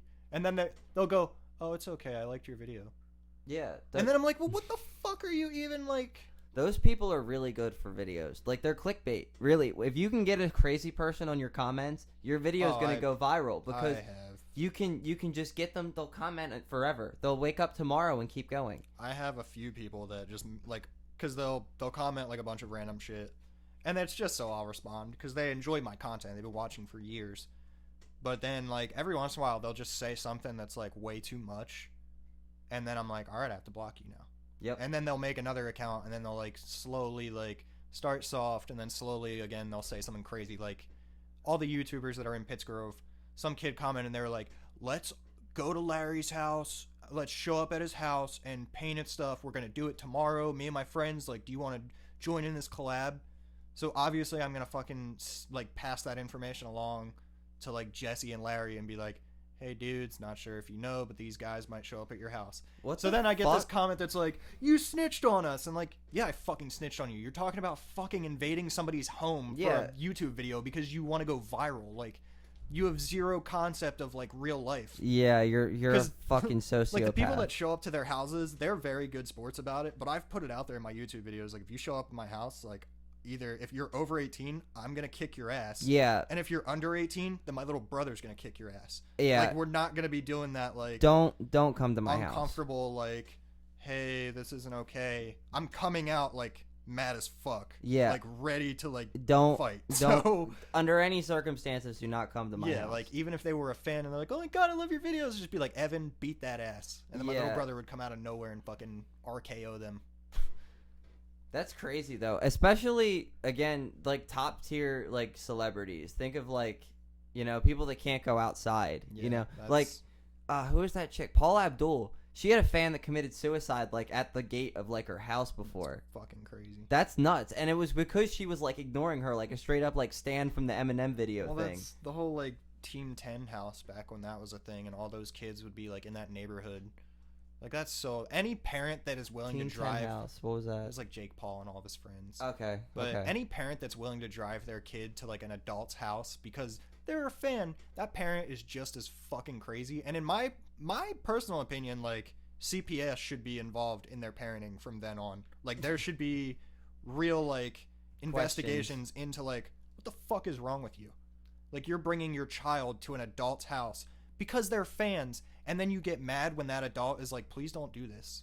Yeah. Like, you have the audacity to be mad about that. Like, look. Because I get more mad at the parents than I do the kids. Different states have different laws about stuff like this. California is like the only one that has like a super good law in this kind of case scenario because celebrities. But like, you don't show up at anybody's house. Yeah, like that shit's just... There's Joe Budden, the Joe Budden podcast. I don't like Joe Budden very much.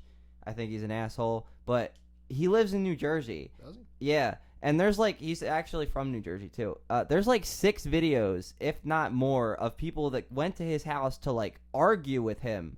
And what the fuck is wrong with you guys? Like, it takes a very special kind of person. First off, it takes a special kind of person to comment on a video. It takes a special kind of person to keep commenting, and it takes a crazy fucking person to go to their house. I don't think I've ever commented something negative on a video or someone's post ever. I've debated with people, but I take things like, I like words. You know what I mean? Like, people every time, somebody one time was like, how come you're Max? I don't have time to write these books you write me in your comment thread. What do you do all day? And I was literally like, I sit at home and I write books. Like, Yeah. like I'm like, But like you literally don't have time, but like you had time to comment before, and you had time to read all this shit, and then like you had the time to comment back, like and you had the time to like make the post in the first place to say something offensive. yeah, And exactly. like and I don't try to argue. I did when at one point in my life I was arguing with a lot of people on the internet, and I think that was kind of stupid. But I learned about people from it. Like I actually learned how to deal with different kinds of people. And some people you're never going to get on your side. Yeah. So don't bother. And other people, and it's the strangest people. Sometimes some people are just out to get you. And don't bother with them. Fuck them. Yeah, that's honestly how I feel. Like I used to respond to like all the comments that were like, "You're mean to your dog," and I'd be like, "Just watch to the end." And now I just delete the comment because I'm like, yeah, like there's just no point. Like you're an idiot. Again, according to a book that I read on social media marketing, they're like, don't reply, don't do anything, but don't delete it either because you want to stack their comments. You want... Well, that video has so many comments at this point that it doesn't matter. Like, it's literally jumped up 100,000 views in like a month now. If that's your most successful video, do you think there's a chance it's because of the dog comments? No, it's because of the topic. It's like how to make a tie-dye heart, and the one I made in that video I did see that video. Incredible. It's the fucking worst video. It's so poorly put together. There's no music. It's so disorganized. That was literally right before I quit making videos because I was depressed. They don't know that. Yeah. Well, even in the end of the video, I'm not like producers. They don't know. I put it in there like as I'm walking away, like the camera's still going, and I'm like, they don't whatever. know I don't have a pop filter. Yeah, I was like, whatever. Like I don't want to fucking make videos anyway, and I put that in there as like a teaser that like, yo, I'm done. And then I was done after that. But now like 2 years later, like a month ago, someone commented and they're like, so ridiculous that you would like say that you don't even want to make videos. Like maybe we shouldn't even watch this. And I was like, this video is 2 years old, so maybe you shouldn't watch it. Watch something new that I put out. Like this video is fucking 2 years old. I put out new videos all the time. Watch them. They're way better. Yeah. 2 years, like... A lot of stuff changed in my life in 2 years. Like, and I almost died in that 2 years. It like, should. A lot should change in 2 years. I see a lot of people that think that they're going to be the same person for the rest of their life. Yeah. And I think even if you're like 40 and you live to be, 50, 60, 70, 80, if you're the same person 10 years, in the last 10 years, you wasted 10 years. Yeah, I mean, there's some people that I know that are still the same people they were when I met them, and it's kind of sad. Because that's for real. You're just wasting your fucking life. Like yeah, and I'm not saying that to disrespect the way anybody lives or something, but people aren't happy with what they live, the way that they live, and they just accept it. And sometimes when you're giving people art advice, I'm gonna have to end up asking this to a bunch of the artists that come on here. Well, I'd be curious to see what other people say to these questions. So I'm down for that. Yeah. Do you? Well, I'm trying to like keep categories to people. So like political people, I'm gonna try to keep political questions. You have got like funny, chill art questions and stuff. But so when people ask you for art advice and you tell them like, oh, this is what I do, or you should try this, or something like that, and they come at you with, I can't do that, or that's not gonna work for me, or whatever. Do you feel like it's like a person that's like drowning in like 2 feet of water and you're like, stand up? Sometimes. I get a lot of people that are like, I hate my job. I hate my life. I want to quit and do art full time. Where do I start? Mm-hmm. And then I always click into the people's pages to see their art. Like right. I will always look at their art because I'm always curious, like, not to be an asshole, but like, are you good? Are you trying? Yeah. And I mean, I'm not saying that I'm super talented at any point. Like I don't think I'm a good artist. I think I'm an excellent marketer. Mm-hmm. I think I can market the fuck out of my art. You are good at marketing. More than a lot of people can, and that's why I'm having success. Hey, but marketing is an art in itself. Yeah. All right, the art of selling, the art of marketing, even politics is an art form. Like they're just considered bastardized art forms because of the kinds of people that use them. You know what I mean? But you can use marketing for good. You can use marketing to end World War II. You know what I mean? It's yeah, so there's people that'll hit me up and they'll be like, I hate my life, I want to quit my job, like what should I do? And I start off with like, well, do you have a client base? And then if they say no, then I'm like, well, you have to build a client base. Like start talking to everybody. Like, that's a funny thing. Like, in high school, I didn't speak. I didn't talk to anyone. I had like 2 friends, and those were the people I chose to speak to. Like, I didn't care to talk to everybody. I thought everybody hated me. I had like really bad anxiety, and I just thought that everyone hated me, and anytime they tried to talk to me, they were making fun of me. That's in my head, that's what was happening. Now I talk to every single person I can. Like, at the store, I sit outside while other people sit downstairs at the counter, because we need people inside. But I sit outside on a bench out there, and I say hello to every single person that walks by. And multiple people have stopped and been like, "What do you guys got down there?" And then they go check it out and buy something, because like human interaction. Have to build a clientele. It's the most important thing. And for the people that are like, yeah, they're I have a really good friend who's really, really talented, and he's always like, "Oh, I want to do this full time." And like, it would be so fucking easy for him if I could take his stuff and just do it for him. He would be not rich, but he would have a lot of money right now. He would be living. He would have a great amount of money right now, because like, a lot of artists have like too many reservations about their art because it is their baby. Yeah. And he's one of those people where it's like, it's his baby. And I respect that. And sometimes I wish I had that. I wish I cared more, because it does make me feel like, wow, you're really detached. But like, I sell a lot of shit, and because I market it. Like, I understand how to like talk to people, what to do. Like, I don't know.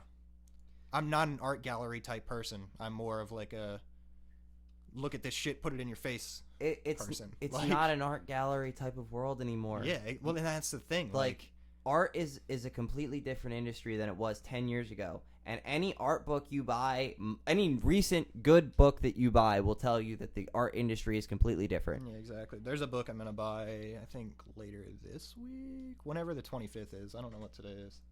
It's 20th. The 25th. Is it really the 20th? Yeah, it is. I wrote that on my tax paperwork. Bobby Hundreds is putting out a book, and I want to read that because it's all about how he built up his streetwear brand. Okay. And like his art. So he just put out like a memoir, and that just came out today. I want to buy that. There's a book over there you should try. It's Philosophy for I think Therefore I Draw is the name of the book, and it's philosophy for like cartoonists. That's cool. And it shows you how to like express like really, really big, deep ideas in like a one panel like New York Times type of. Yeah, that's sick. Because that is something that like sometimes I struggle with, where I'm like, I wish that I could do these like super deep things, because people, they always come up to me and they're like, "What's your art mean?" And I'm like, I don't fucking know. Like, I'm 5 years old, and I like bright colors, and I like slime and gross monsters. Like, I'm 5. Maybe it means that I am very childish in my head or something. Like, I don't know. I don't think that deep. Like, I just make shit. I think it's communicating your subconscious. I think your subconscious comes out when you just create freely, and you have a gift to just let loose and just create freely. You know what I mean? A lot of people, and there's no right way to make art. There's no wrong way to make art, and that's one of the best things about it. That's another thing. When I get these DMs, they're like, "Oh, like, I just feel like no one wants the stuff I'm making," and like, all right, well, are you making it? Are you making it for other people, or like? Because I can straight up say, like, I don't make my monsters for other people. I don't, at no point in time do I think, like, you know what somebody probably wants? Like, this weird, slimy, gross, shitty monster. Like, I make it because that's what I want to make, and then people just happen to like it. Right. But, like, I'm not, if I was going to do the art that people want to see, it would be that tie-dye style painting that I do with silhouettes of, like, Jimi Hendrix. Like, that's... Yeah. I could do that all day long, and I could probably sell 5 times as more or 5 times as much, but like, it's not what I want to do. And I'm not going to, like, someone actually messaged me today, and they were like, "Hey, I really like your Freddy Krueger that you did like almost a year ago. Will you do that?" I'm like, I don't really do that style anymore.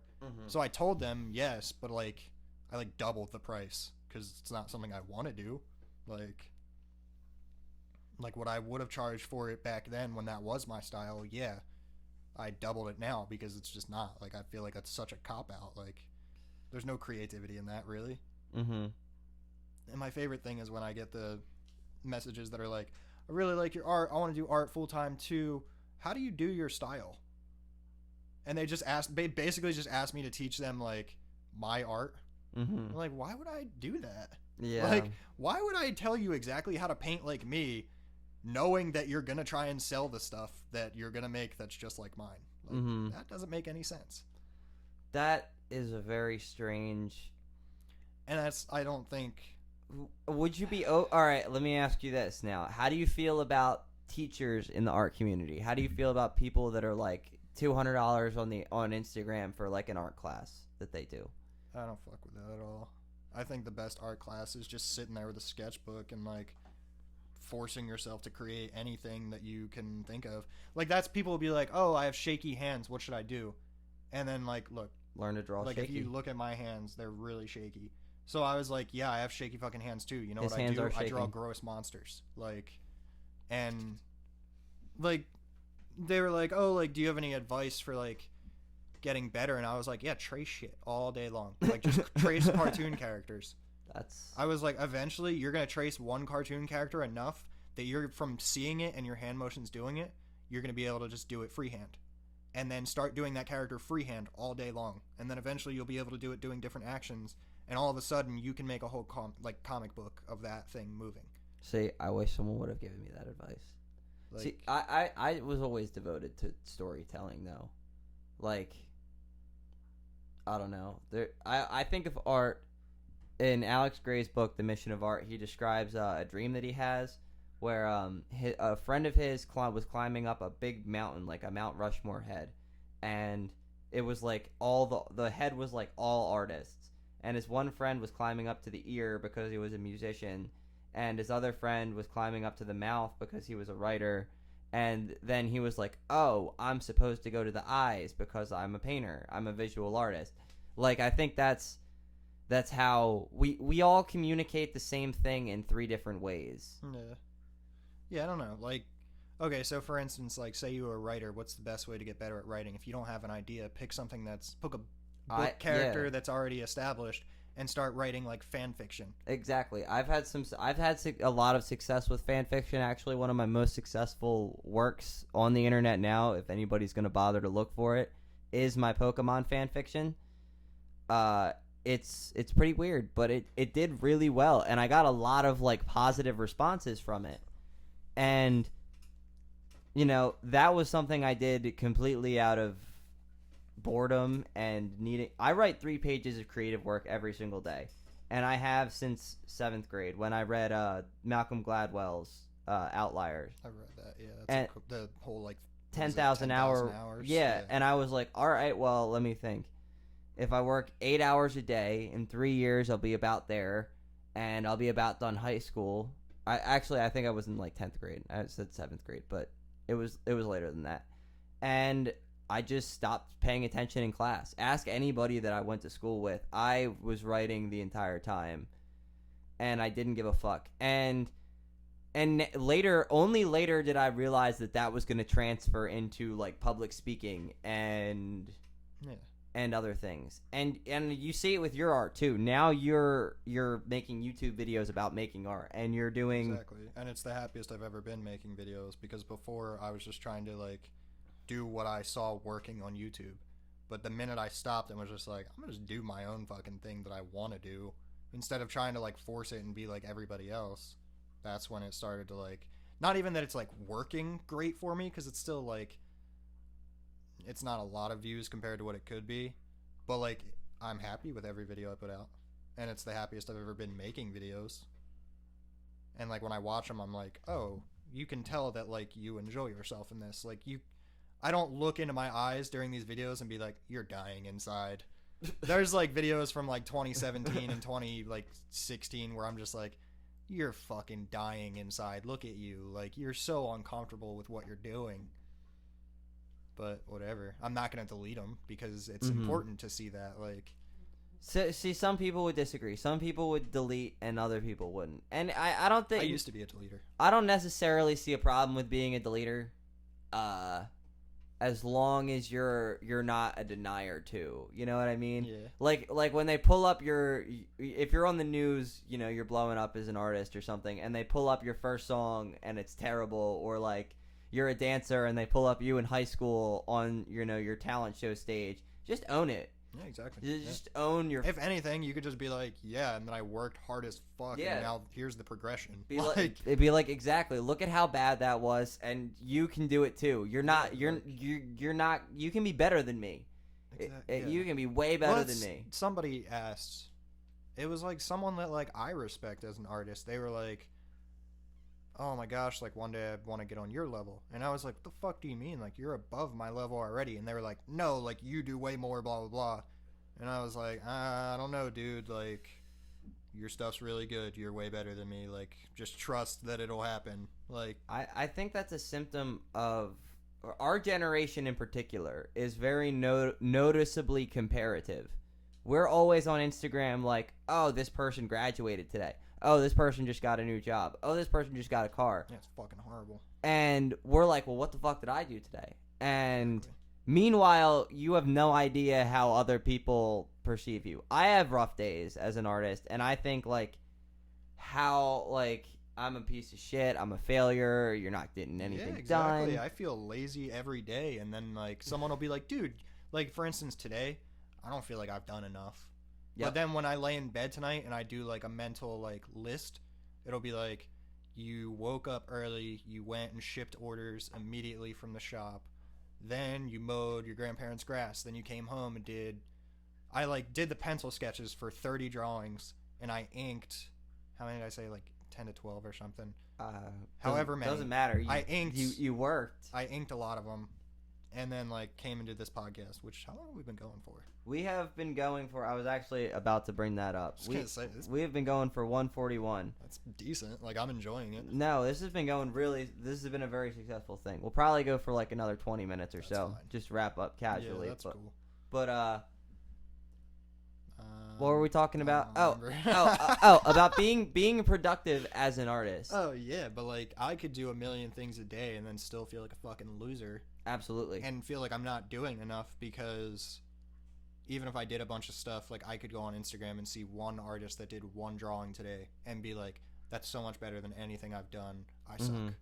Which, like, is a horrible way to live. Yeah. And that's why I still go on social media and I follow the people I like, but I'm not actively trying to find new shit on social media, and like, yeah, I'm not trying to spend more time on social media right now. Uh-huh.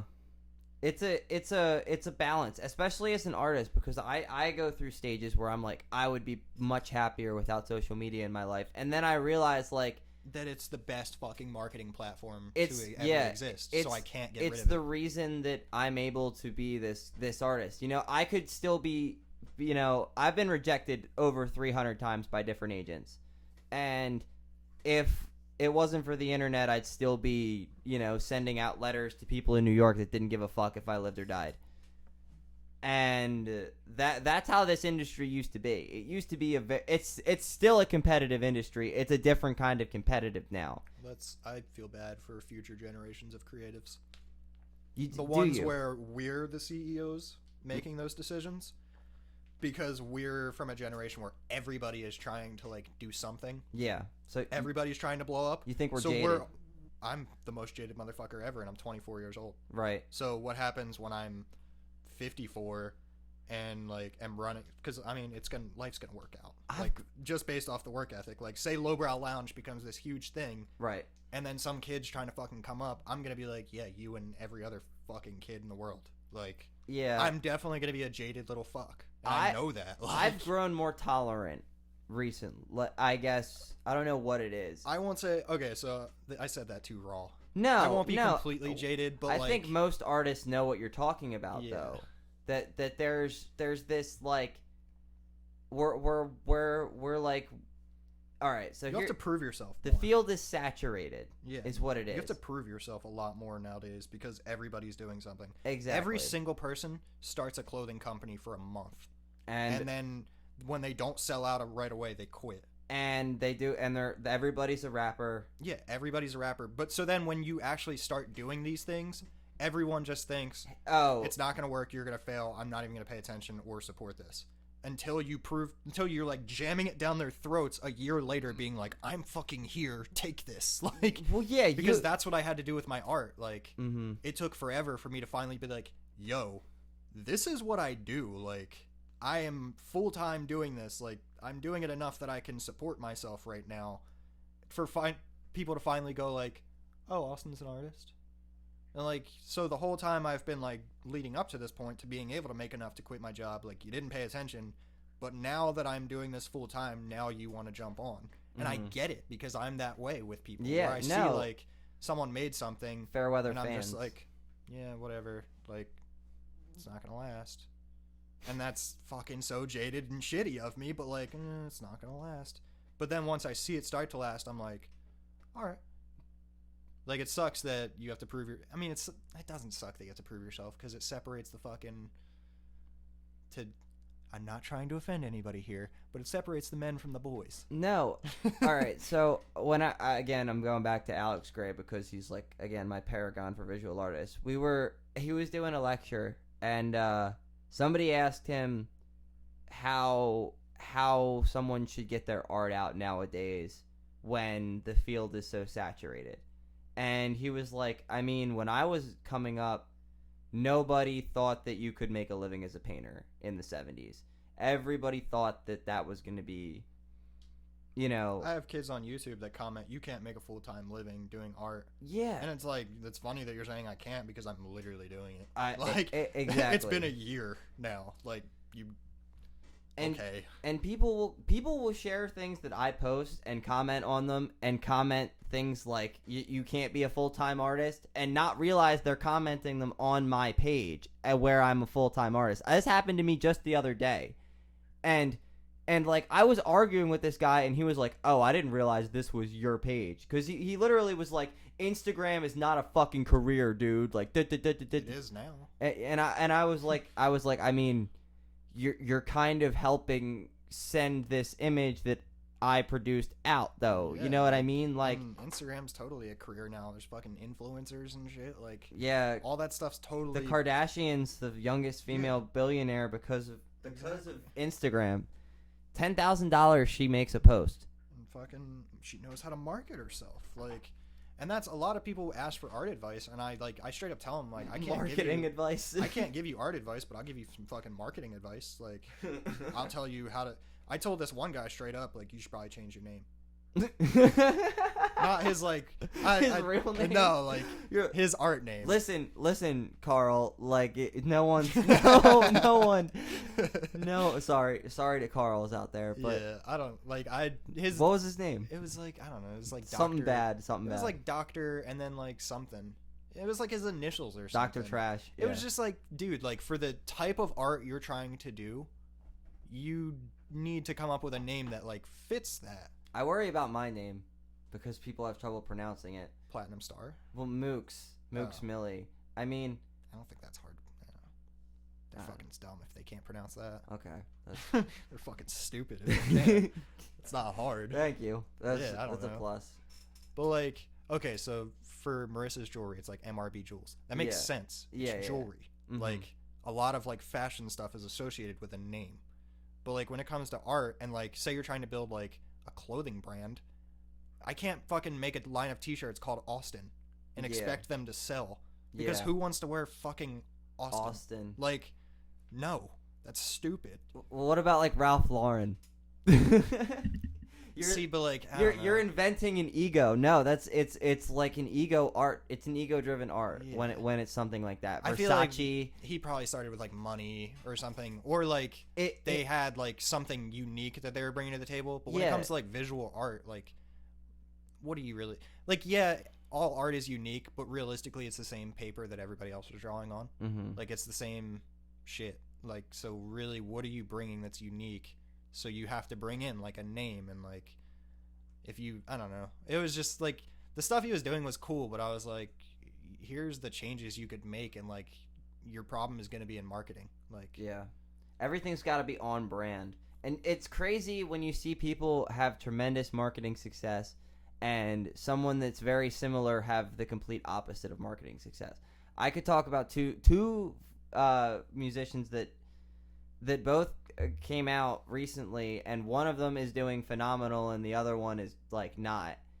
Billie Eilish and Baby Goth, both are like an Baby Goth is an industry plant. yeah. Well, I stand by that. they both are though. Like, there's no way that they both aren't industry Billie plants. Eilish is, I don't know. She came out of nowhere, bro. She really did. She was just all of a sudden huge. And that's fine. It's whatever. There's always been industry plants. That's what the industry is. It actually now, again, we were They're just pop stars. we It's were- just a different name for like a pop pop star. star. Yeah, We're talking about the same thing that was happening in the industry forever. And me and Austin are the first of a generation that has a chance to do something different. You know what I mean? You don't have to get a manager and shit because Exactly. Like you can fucking do everything yourself. you can manage your own YouTube. You can start your own company. You can perform. You can get your own LLC together. Yeah, you can record your own songs. You can do everything by yourself. You don't need people anymore. Like you can. This is a generation where you can literally. You can't fully be self-made, and I do have an issue. With, I don't like, believe people in. I don't believe in that say that self-made term. either. Yeah, but like you can create your own fucking success now. Like you don't have to rely on like the Beatles song Paperback Writer, where he's like bringing the books everywhere. Like you can self-publish now. Like, Yeah. and just market that shit yourself, and all of a sudden like you could be outselling like a big author who's like got published by a real company because like you knew how to market. And you're making all the money, you know? It's, you're not fucking giving up a percentage. there's a difference in the money that Russ makes versus the difference that like someone who is a lot more produced makes, because there's like 15 to 20 people touching Russ's money that aren't touching Russ's money when it goes down the line. You know what I mean? Maybe like someone like Post Malone or someone who's like signed and like has like Producers all that stuff. And you know, your agent gets 5%, your producer gets this. I personally enjoy Post Malone's music more than I enjoy Russ's music, but Russ probably is making more because he's doing more by himself. If you do what you like, I don't think there's anything wrong with liking any music. I like pop music. Also, Russ, you're short, and that's not okay. We want you to reply to that, Russ. Shots fired, bitch. Yeah, we want you to reply to that. They'll probably send people to beat me up. Yeah, we discuss Russ, aliens, and art. That's the tag. For real. Russ diss, aliens, and art. Russ is a reptilian shapeshifter, and now that I'm saying it out loud, look at his eyes. I kind of believe it. Russ is a reptilian, confirmed. You can quote this now. This is now a quote that exists on the internet. You can attach it to Abraham Lincoln if you want. Gang. Russ does have like reptilian like eyes. Yeah, he does. And he's down to talk about alchemy. So you know what, Russ, you might be a reptile, and I'm on to you. I'm down to talk about alchemy. We're short on time for that, but if I'm gonna talk about it, I'm gonna want to like really research it before and like no, come in yeah, with, like specific things to talk about. But okay, I think that's cool. That's a cool topic down, for another time. Yeah, to do that a different time. All right. Well, I think we said we'd be about 20 more minutes. It's been about 12. True. Wrap up. I say, is there anything you want to say about art before we finish this? I think we talked about a lot of really good stuff though, a lot of very industry related, and you know, work ethic related too, because a lot of people, I think people look at you and I like successful artists because we just put out stuff. Yeah. Same with other like moderately successful internet artists. You know what I mean? In the nicest way possible, not everybody is supposed to be famous. Like, I don't think that art is going to make me famous at all. I think art will make me a living, like a normal living. It might make you happy. A legitimate job, but exactly, like, it's going to make me happy. So I think a lot of people get this idea now that, like, oh, I can get 100,000 followers if I make art, like, because other people have it. Not everybody's going to be famous. You're not going to get the scene that, like, other people might have. But, like, if you're enjoying it, keep doing it. Like, who the fuck cares? Enjoy your life. Stop focusing on, like, whether or not things are working. If you're not enjoying just it, do it. getting famous is going to be worthless. Yeah, exactly. If you hate music and you're a famous musician, you're going to fucking hate your life. You're going to be miserable, and then you're going to drink and have a bunch of drama associated with you and fall off. I like music, and I get so frustrated working with fucking programs and again, and as a modern artist, you're involved in every aspect of the industry. You're a salesman too, you know. Yeah. All right, so we'll change this and we'll end on a random question.